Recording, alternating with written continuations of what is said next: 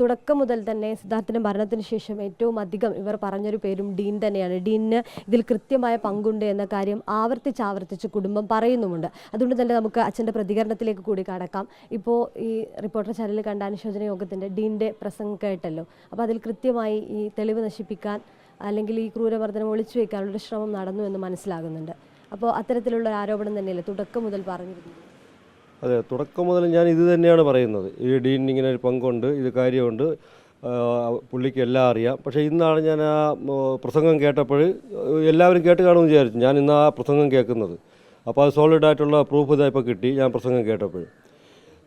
എന്തായാലും ആദ്യം മുതൽ ഞാൻ തന്നെ പറയുന്നു, ഇതിൽ ഡീനിന് അവിടുത്തെ അസിസ്റ്റൻ്റ് വാർഡൻ കാന്തനാഥിന് ഇതിന് വ്യക്തമായ പങ്കുണ്ട്, അവർക്ക് പങ്കുണ്ട് ഞാൻ ആദ്യം മുതലേ പറയുക. പക്ഷേ ആദ്യം ഒന്നും പറയുന്നില്ല, ആരും ശ്രദ്ധിക്കുന്നില്ല. ഇപ്പോൾ വളരെ കൃത്യമായിട്ട് ആ കാര്യങ്ങളെല്ലാം അതേ ട്രാക്കിൽ തന്നെ വരുന്നുണ്ട്. ഡീനാണ് ചെയ്തത്. ഡീനിന് 2 പങ്കുണ്ടെന്ന് ഞാൻ ആദ്യം തുടക്കം മുതലേ പറഞ്ഞു. 2 പങ്കാണ് ഡീനിനുള്ളത്. ഈ റാഗിങ്ങും ആൾക്കൂട്ടക്കൊലയിലും ഈ കാര്യങ്ങളെല്ലാം ഡീനിന് വ്യക്തമായി അറിയാം. റാഗിങ് ഈ പീഡനം നടന്നുകൊണ്ടിരിക്കുമ്പോൾ ഡീനിനറിയാം, കാന്തനാഥിനറിയാം പീഡനം നടക്കുമ്പോൾ. കാര്യം എന്ന് പറഞ്ഞാൽ അവിടെ സ്ഥിരമായിട്ട് നിന്ന് നടക്കുന്നതാണ്. അതുകൊണ്ട് അവരത് മൈൻഡ് ചെയ്യില്ല. അത് സ്ഥിരമായിട്ട് നടക്കുക. അവിടെ നിന്ന് ഈ വിളിയും കാര്യങ്ങളെല്ലാം കാണുമ്പോൾ ഡീനിനെ വന്ന് നോക്കും, കാന്തനാഥ് വന്ന് നോക്കും. നോക്കിയിട്ട് അവർ തിരിച്ചു പോകും. ഇതെനിക്ക് മുമ്പ് പോലെ ഞാൻ പറഞ്ഞിട്ടുള്ളതാണ്. അത് ഞാൻ ആരോപണമല്ല പറയുന്നത്. ഞാൻ ഒരിക്കലും ആരോപണം പറയില്ല. കൃത്യമായിട്ട് വിവരം കിട്ടി മാത്രമേ ഞാൻ ഓരോ കാര്യങ്ങൾ പറയുള്ളൂ. അത് ഡീനിന് നല്ലവണ്ണം അറിയാം ഇവിടെ ഒരു പീഡനം നടക്കുന്നു, മർദ്ദനം നടക്കുന്നു എന്ന്. അത് ഒന്ന്. രണ്ടാമത് ഡീൻ ചെയ്ത കാര്യം എന്ന് പറഞ്ഞാൽ കൊലപാതകം കഴിഞ്ഞിട്ട് അതിനെ മൂടി വയ്ക്കാനായിട്ട് മാക്സിമം ശ്രമിച്ചു. ഡീനും കാന്തനാഥനും മാക്സിമം ശ്രമിച്ചു. കുട്ടികളെ പറഞ്ഞ് കൺവിൻസ് ചെയ്തു. പിന്നെ ഡെഡ് ബോഡി അഴിച്ചിറക്കിയെന്ന് പറയുന്നു. ഡെഡ് ബോഡി അഴിച്ചിറക്കിയതാണോ അതേ താഴെ തന്നെ ഡെഡ് ബോഡി ഉണ്ടാക്കിയിട്ട് ഒരു കഴുത്ത് മുറിക്കുകയെന്നറിയില്ല.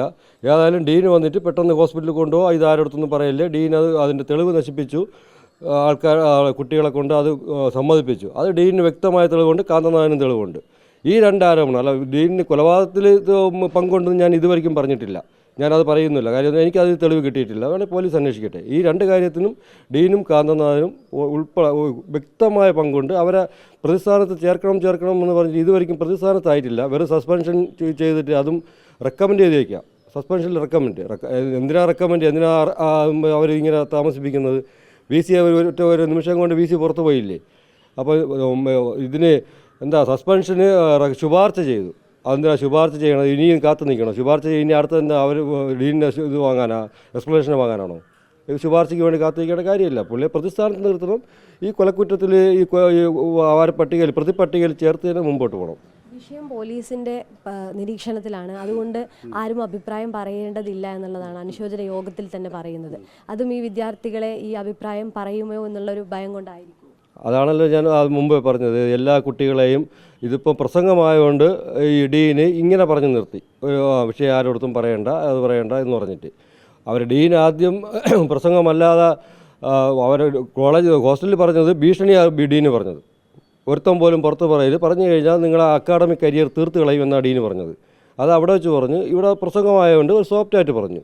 അല്ലെങ്കിൽ ആ കുട്ടികൾക്ക് പറയേണ്ട ഒരു സ്വാതന്ത്ര്യം കൊടുക്കാത്തത്, അവിടെ അനുശോചനം പറയാനായിട്ട് കുട്ടികൾക്ക് വേണ്ടിയിട്ട് ചെറിയൊരു അവസരം കൊടുക്കാത്തത്, അവന് വേണ്ടി കരയാൻ വേണ്ടിയിട്ട് ഒരു അവസരം എന്ത് കൊടുക്കാത്തത്?